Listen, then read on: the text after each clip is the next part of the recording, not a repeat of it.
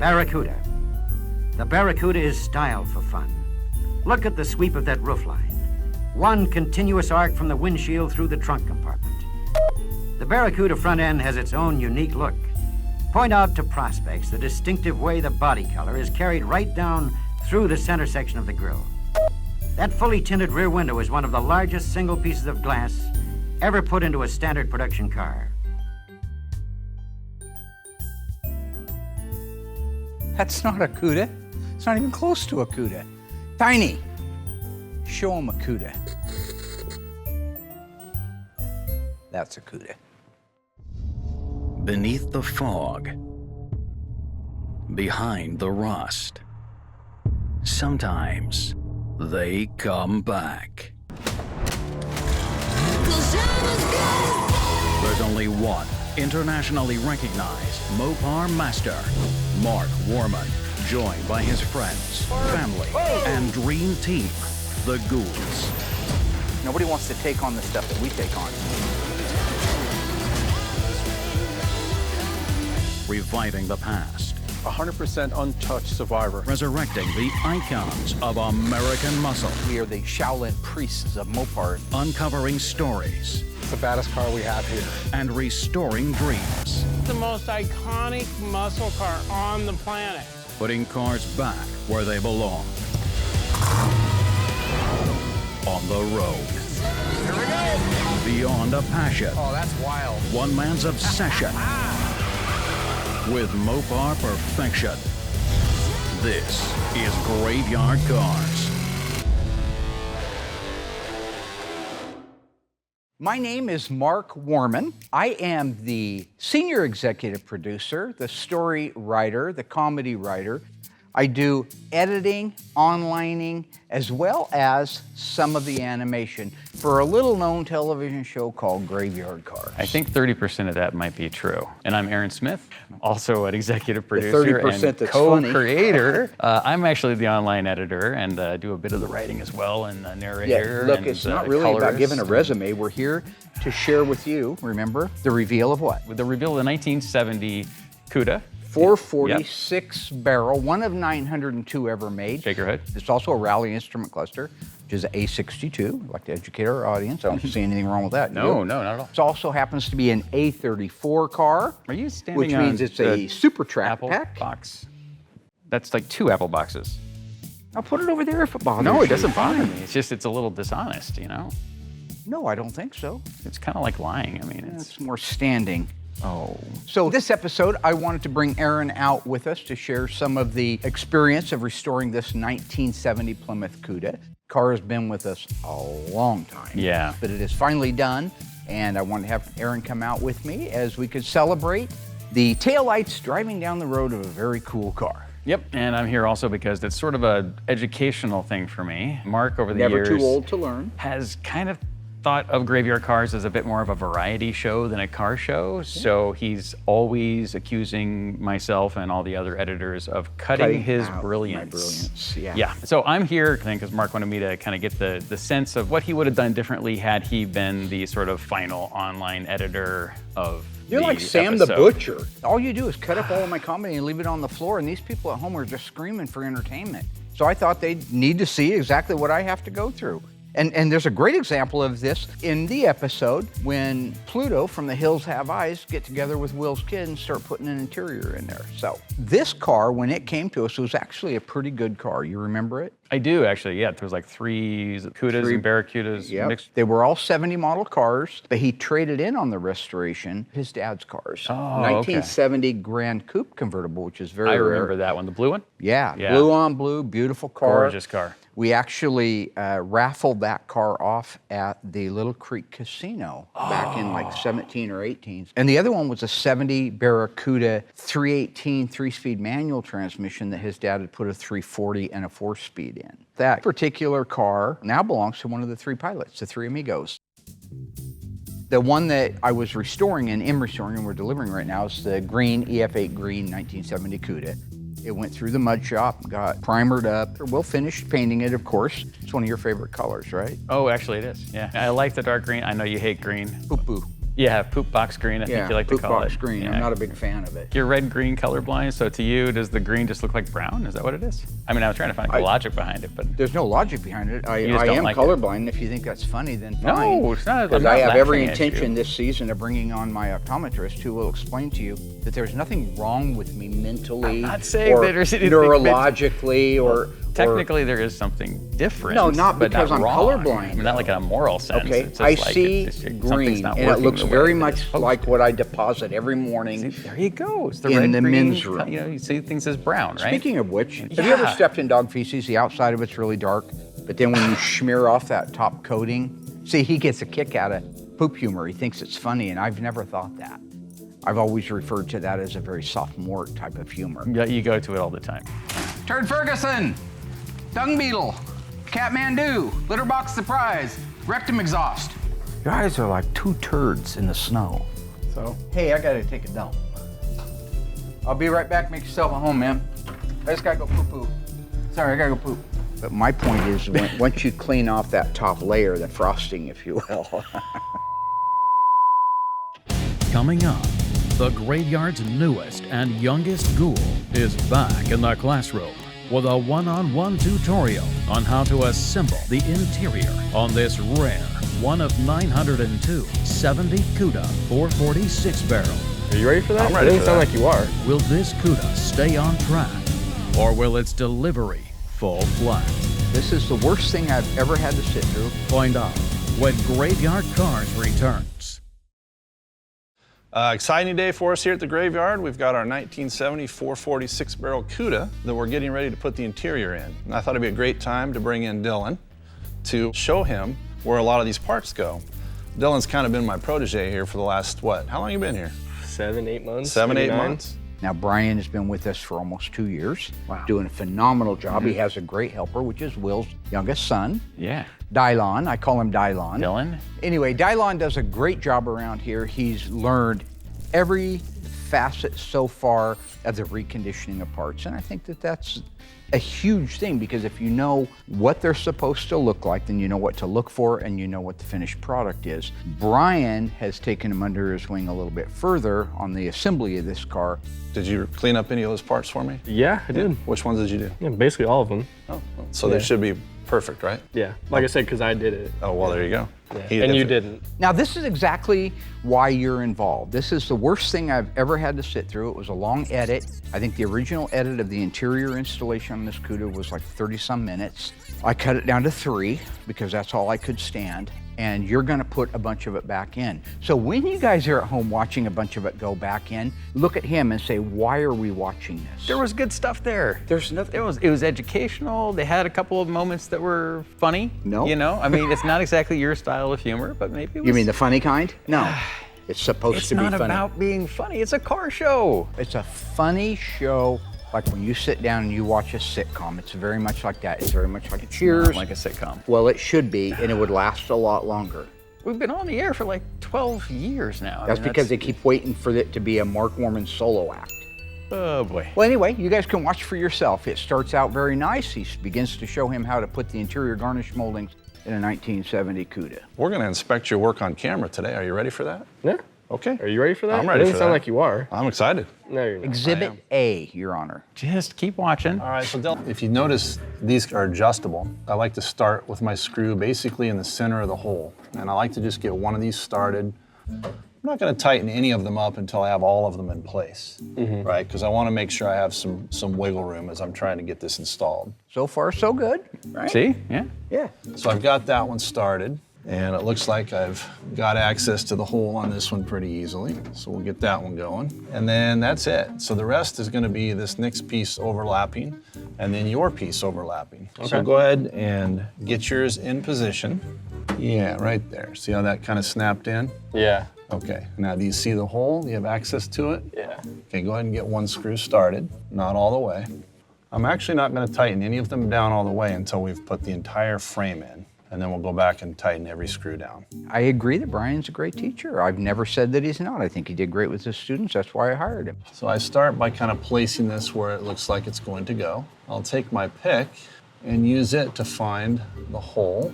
So I'm gonna go ahead and have you put a screw right in there as I pull this pick out, okay? All I'm saying is that when the camera comes on, it becomes that 8-year-old kid that just got a Mr. Microphone for Christmas. Remember that? I'm sure you do. I do. I'll take the high-powered screwdriver. You gotta make me do all of the manual. Well, you're young. Oh, that's what it is? You got a lot more energy than I do, so you might as well. Or just because you're, you know, too old to do it? Well, I am getting up there in age a little bit, but, you know. Well, it looks like you've been up there for a while, Brian. They're trying to be funny, dude. That is sick. Hey, when I was teaching, my students said I looked 38.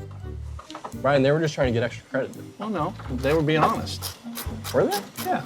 Just for the record, I think that Brian and Dylan have a great chemistry. All right, Dylan, so now that we have the package tray in place and the rear garnish molding, I really want to get these rear panels in the back seat, but I've learned that before you can do that, you got to get the back carpet down because the back carpet actually fits underneath those side panels, right? All right, if you want to grab that side. Yeah.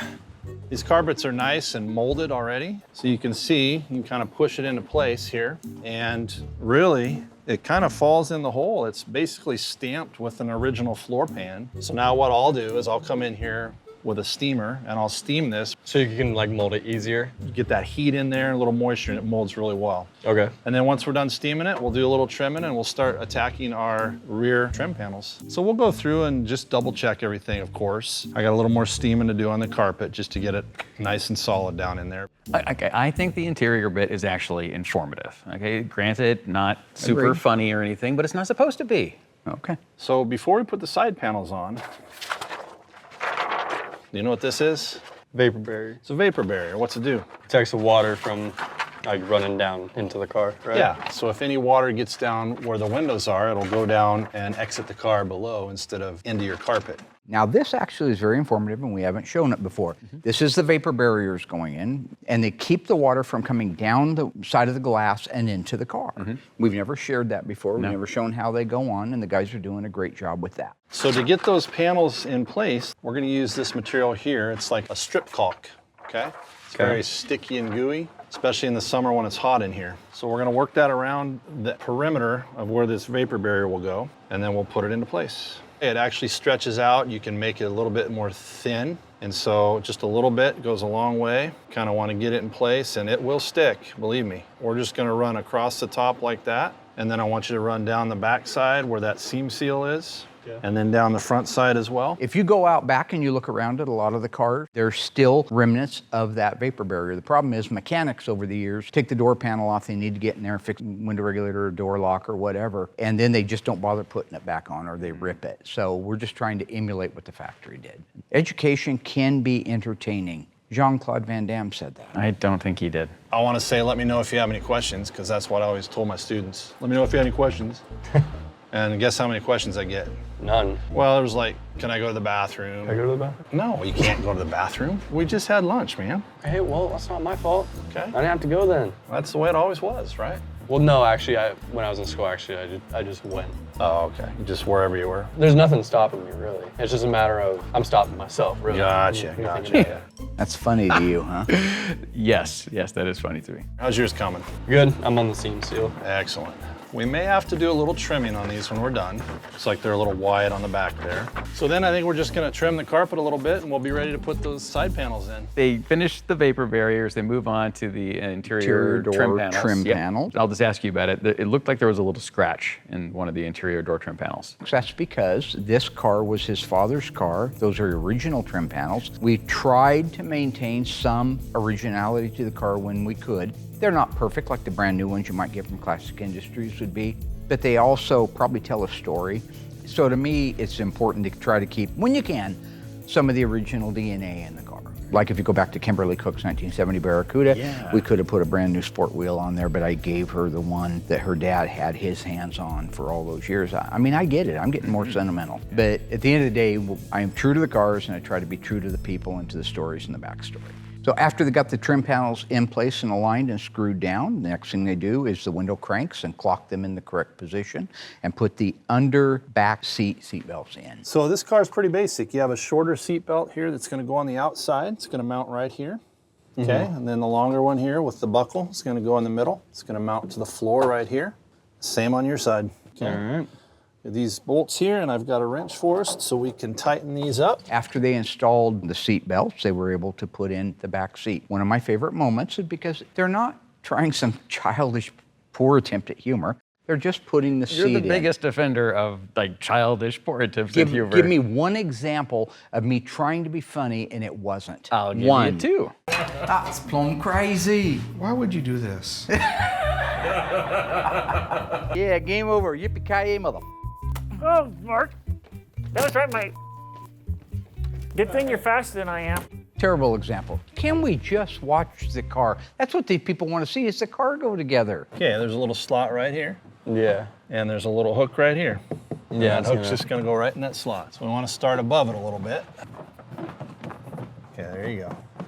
So after they got the back seat in, they moved on to the steering column. Which is very straightforward. One person guides the steering column in through the firewall because it's a tight fit through there.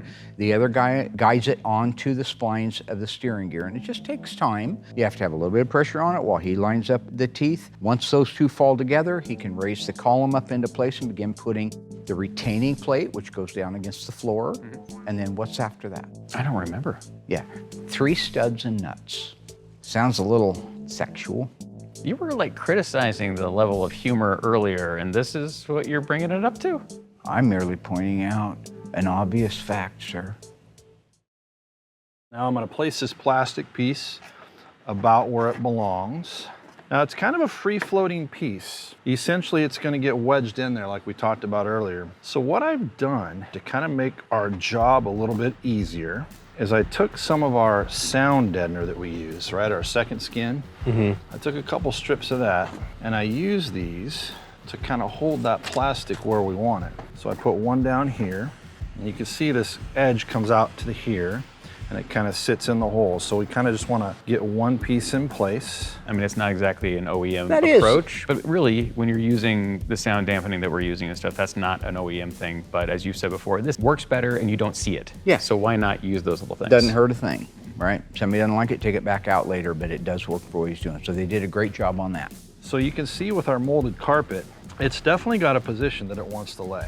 So I want to push that down as far as I can here on this back side where I taped it down, and kind of get a sense for where that hole is going to be. I want to try to punch a hole right in the middle of that right there. Basically want to end up cutting myself a rectangle that's going to be about the same size as this here.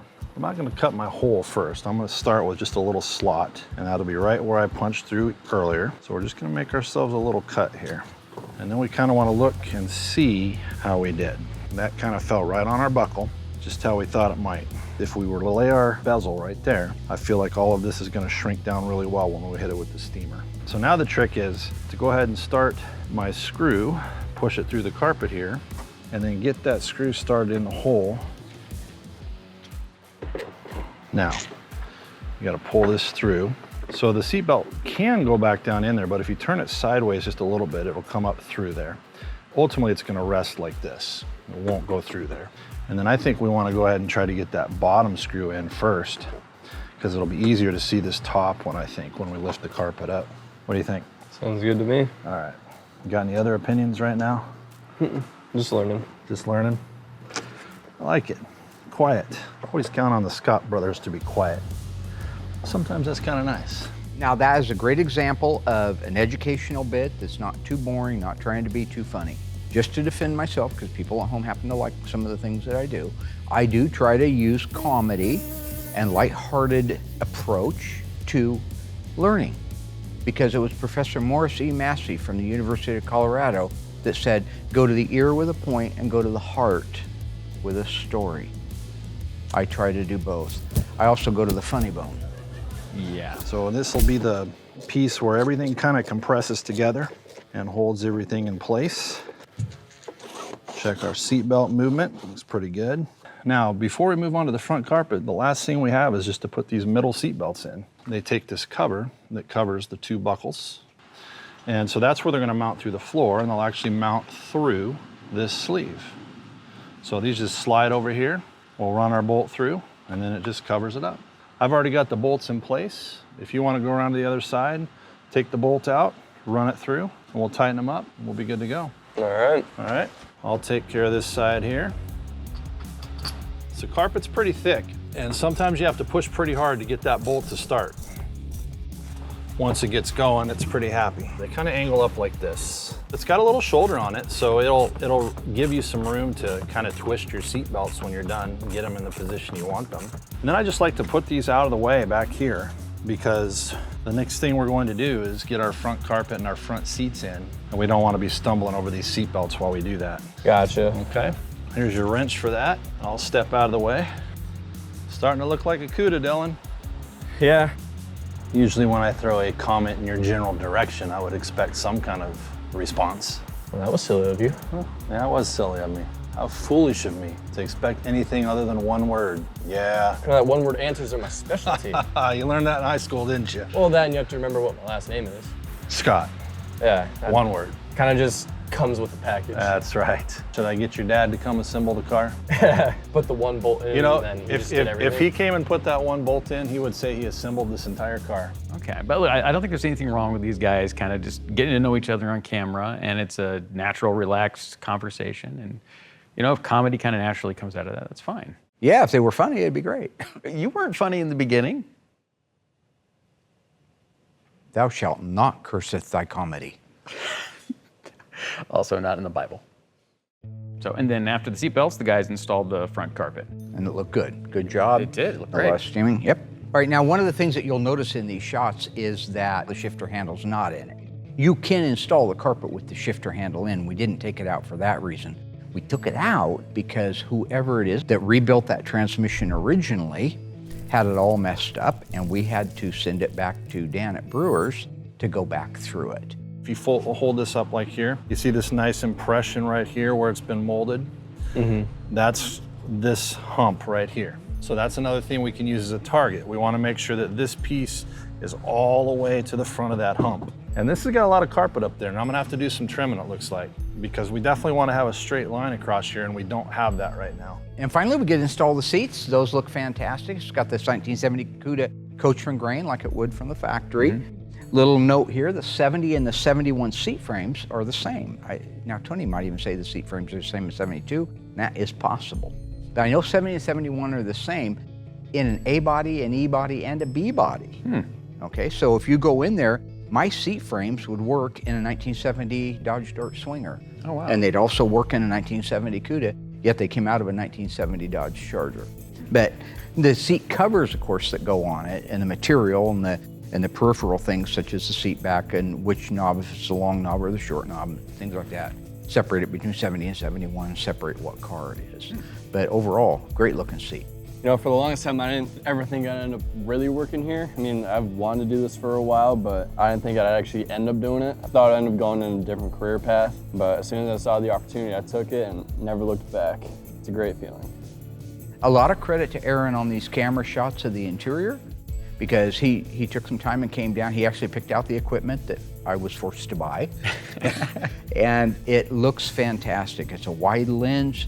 And I just came down for like 30 minutes. These guys did all the... I know. Yeah. I'm just trying to throw you a Okay, bone, well, fool. that's nice. But Are they on camera? You want me to call them in? No, I'm just saying that they... Pete, Maya, come take a bow. Credit here, you know? Yeah. Anyway. I did. Yeah. First most important thing if you're making a reality TV show about restoring cars is be funny. That's the first most important thing. Clearly that's the most important thing. Second off is thing. the cars are the stars. Third off is give them some really quality production value. Absolutely. Still to come, Dylon's 70. Call him Dylon. Dylan's 70 Cuda education is shifted with a transmission tutorial from Dougie.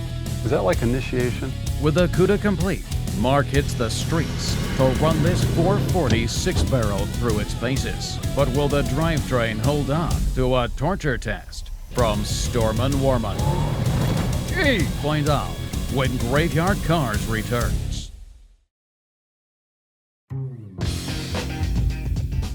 This 1972 Dodge Charger is one of 33,000 ever built. It was built with a 318 and an automatic transmission. The cool thing about this car is it's one of the first cars on Graveyard Carz motors. What she's talking about is the Graveyard Motors. This is one of our very first cars that we, it's okay. I know. So I'm open, well, you shouldn't be in front of me like that. Opening up our used car lot in Cottage Grove, This is one of our first used cars. This is one of the, it's very cool, no, one of but the I'm first trying to used make cars so to the car lot. So yeah, keep you an go to eye our out for website, that, you you can probably guys. buy it. It's a nice car, one owner. Guy's grandma bought it brand new before she croaked. Dad, this is not a sales thing. No, it's an autopsy report. This is an Yeah, autopsy that's what I was report. saying. This Well, is go where ahead. I Well, deliver read the the line. fender tags. Remember? Deliver the line. God, he's always a salesman.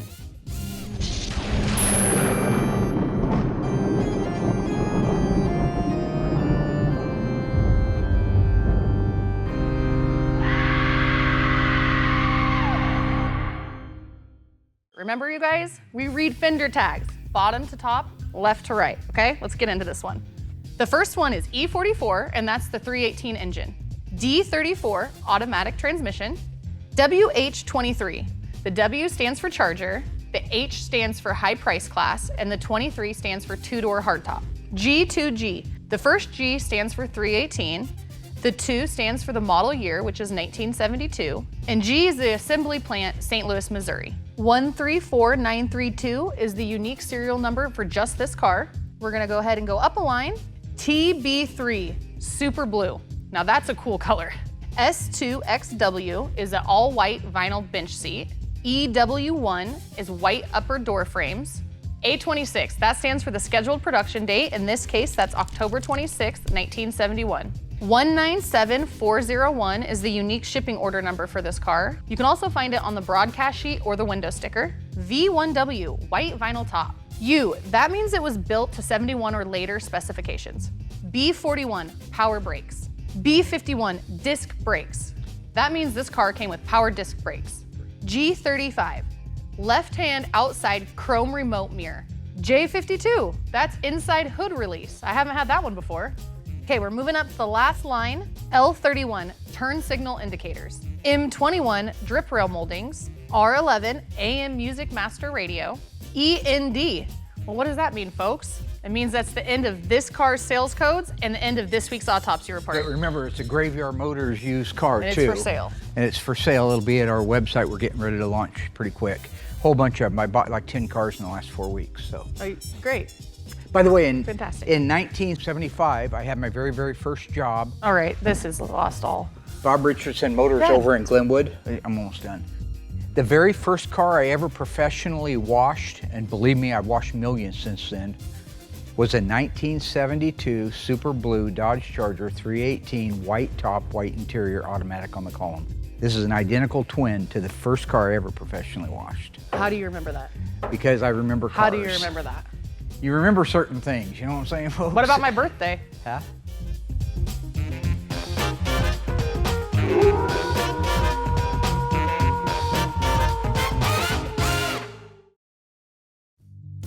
So Dylan, today we're going to install the shifter assembly into this 1970 Barracuda here. And we are going to start with the shifter mount bracket. Then we're going to install the shifter box itself. Then we're going to install the shifter levers. We have our reverse, our 1-2, and our 3-4. First, second, third, fourth gear. Then we're going to install our reverse rod, our first, second rod, and our 3-4 rod. And we have our beautiful Hurst shifter here, pistol grip, right? Oh yeah. We love them. And then we have our hardware to mount all the linkage onto the levers. Okay? Okay, let's do it. All right. So as I had mentioned earlier, we had to send the transmission out to Brewers, and Dan went through it, found a couple of things that were wrong, sent it back. And when it got here, I thought, this is a great time for Dylan to work with Dougie on installing the transmission in the car and going through the shift pattern stuff. We're going to start by putting the adapter plate on the transmission. Okay. That goes right back up in here, way up here. The first item he is installing is the shifter mounting plate. This is an aluminum piece that bolts directly to the transmission via 3 screws that are Allen-headed recessed countersunk screws. Okay, we got the plate installed, so go ahead and grab the shifter box. Okay. Once that's in place, he can mount the shifter box. That's the main mechanism that the rods all connect to. Okay, now this is going to be a little more tricky because it's getting real tight up in here, as you can see. Yeah. Yeah. So We got both these two bolts right in there like that. That goes in place with two bolts. One, I think, is a 3/8 and one is a 7/16 thread bolt. The next thing we need are the shift rods. The next thing he installs are the 3 shifting rod levers. Now what you'll notice when Doug's doing it is because of the orientation of the rod to the lever, they're easier to put the levers on now. You have a washer on each side, you have the retaining clip, it's just much easier. He'll do the 1, 2, 3, 4, and reverse rod. Now once the levers are on the rods, you can install the other end, which is the shift mechanism. It's already in place. So Dougie likes to do it a little differently than I do. There's no real particular pattern to it. You can put on the reverse rod first, or the 1, 2, whatever. In Dougie's case, it's kind of like prison. He likes to work from the inside out. So he puts on the 1, 2 shift rod, then the 3, 4 shift rod, then he moves over to the reverse rod. Dougie wasn't really in prison. Thank you for clarifying that. I wished I would have had an opportunity to have somebody take you under the wing and show you how this stuff's done. It's a great opportunity. Yeah, I didn't because my dad was dead, unfortunately. Probably not the reason. How do you know? I don't. I'm sorry. You got a Your crystal dad- ball there? No, I'm just. I Are mean, you the? I'm sympathetic to you for sure, but Yeah. Are you sympathetic about being think colorblind that's and a tumor in my foot and Those Osgood are all slaughter? unrelated things. I mean, but yes, still sympathetic. I don't know anything about that. Maybe that's not a topic for the. He didn't get me. Oh, I'm glad. Yeah, me too. Mom raised a smarter kid than that. Let me try some pliers. Okay, it's in. So now, Dylan, we're gonna put our rods up on the transmission on this end. We've got our rods clipped into our levers. Now we adjust them to where when the shifter is locked in place, all gates are in neutral, the lever lines up with the side of a stud because it has flat sides. The levers have flat sides. So when you adjust it back or forth to where it slips into place, just like that, you're good. Before I go into all of the shifter adjusting, I see Doug is trying to explain it.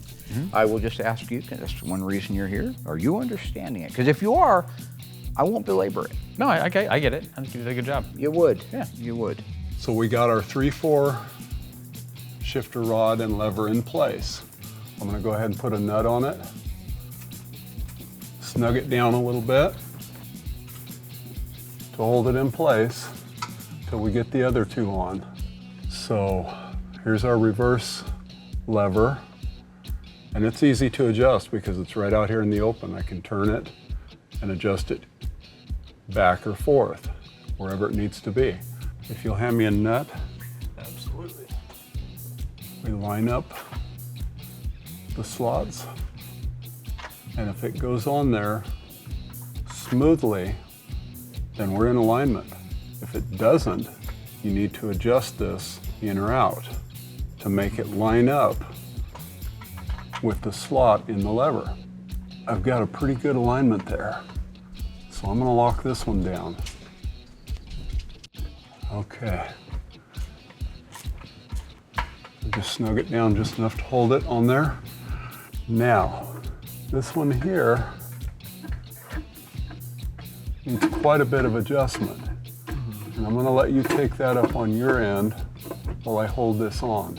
Okay. So run that out until it reaches the shifter arm. Okay. All part of the experience. Yeah, when you tighten these levers, it'll pop it into gear, and you gotta make sure you're in neutral with these levers. You gotta haze me a little bit. Is that like initiation? Hazing? Oh, okay. I'm not a big fan of hazing. No? No, it sounds like a college term or something. College term. Like Animal House? Animal House. Remind me. That was a movie. It doesn't sound familiar. Probably because I'm too young. Yeah. You guys think I have issues. Dougie's got issues. You got more issues than the Life magazine, which, by the way, is the most publicated magazine in the history. You don't have to explain the joke. Yeah, You know. well, it's a joke, okay? Yeah, it was. Looks great. Looks great. Yep. Okay, we've got all of our shifter linkage on the transmission adjusted You did a great job, buddy. I appreciate it a lot. Thank you. Heck yes, thank you. Such a great opportunity. Yeah. My favorite part of a build is when the glass guys are here doing a windshield, because by the time they're ready to put the windshield in, you've tested all the gauges. You've made sure everything's working like it should. You've had the engine running. You've had the transmission shifting through the gears, because you don't want to put the windshield in and then have to take the dash back out again. So when you see that glass going in there and the back window going in, you know the next stop is detail and road test. When you look at the shots of the Cudas, I've always thought that the slab side, they refer to it as a slab side, it's very flat. Even though it's not, it has some roundness to it. It looks like a big flat billboard. You go down the side of that and it's just a really neat style. And it has a rake look to it. You know, the cab sets backward a little bit on the E-bodies. It's just a sporty look. Now the grille in 70, a lot of people prefer the 71. I think the 70 is beautiful. I love the way that the park lamp's set up high and recessed in this car. Now when you take the car outside, I think it looks just as pretty as it does inside, if not maybe a little bit more. I think it kind of glows. I think you see some of the hue I'm a little of confused, the color you're pop complimenting just a little bit more. A green color. I You can't hate see green. colors. Yeah, it You reminds me hate of dung. green. Right.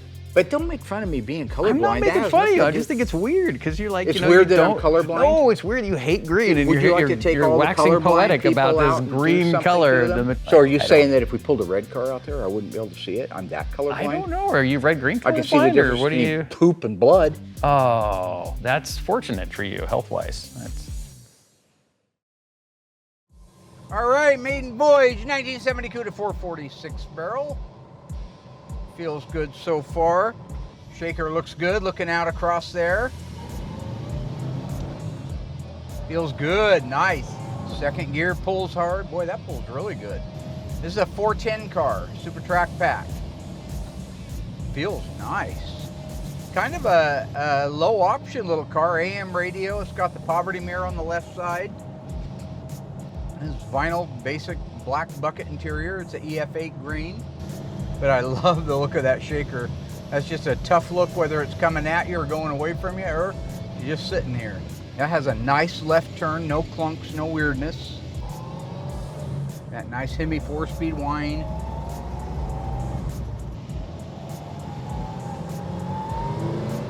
Boy, that pulls hard.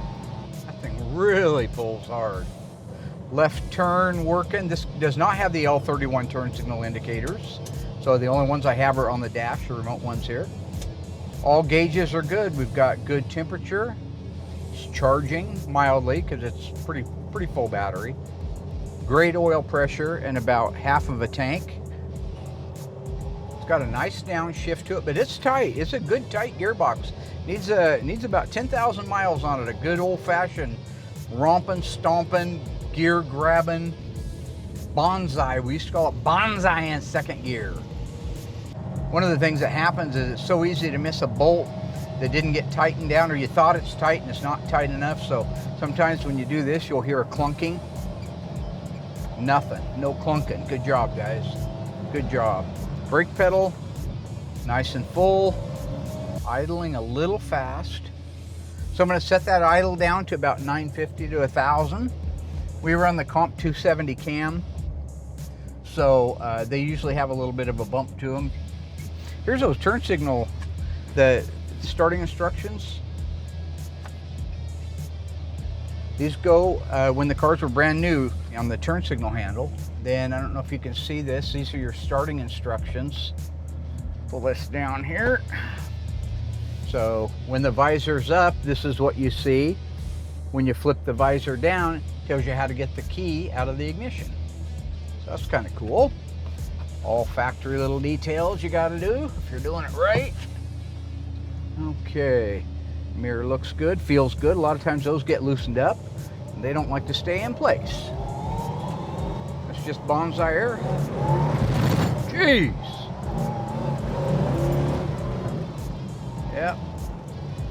That was axle hop right there. And these leaf spring rear ends, they'll do that. So will coilovers too. It's got bias ply on it, so it's trying to get traction and it was trying to break traction at the same time. And that's what causes that axle hop. That's why my little fat face looked all crazy there for a minute, just jumping all up and down. Sometimes if they don't have the toe in set right, or if the steering sector shaft isn't put on the column just right, it'll turn real sharp to the right and hardly anything to the left. So it's just one of the things that's easy to have happen, and unless you actually check for it, then you don't know. But overall, I'd give this a big thumbs up. This car feels good. The doors open and close good. Windows roll up and down nice. It's got good fit, good finish. It's been detailed. Clutch feels good. Now, we're still running the center force clutches on these things, and they're easy to push, but they engage hard. Got a little squeak in the steering wheel. Hear that little mousey in there? So I'll get Brian to take a look at that as soon as we get back. Those 410s are sure a low gear. 2,000 RPM at 35 miles an hour in fourth gear. It's turning, but it feels good. All right, I'm gonna pull over and do a systems check on everything. Pull in the middle lane here. Left turn, right turn, tachometer, good. Horns, good. Headlights on. Let me get out of this big trucker's way. He's got places to go, man. Yeah, there you go. You're the man. I'll never be the man, and you're the man. You're the man. You're the Kimosabe. Numero uno, the best of the best, the elite. And he wants to talk to me. Thank you. Yeah, needed to tell me it was a nice car, so that's good.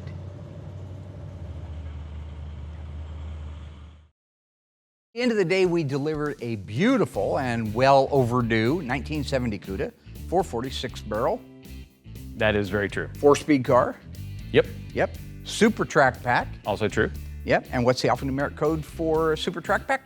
A34. I can't really take credit for everything that's happened on this car. Willie, come take a bow. You guys, beautiful job on that EF8 green Cuda. Come on in. Tell us a little bit about how that went for us. Went great. Good. Go back there. Brian, I'd like to have you on set here if you don't mind. Come on in.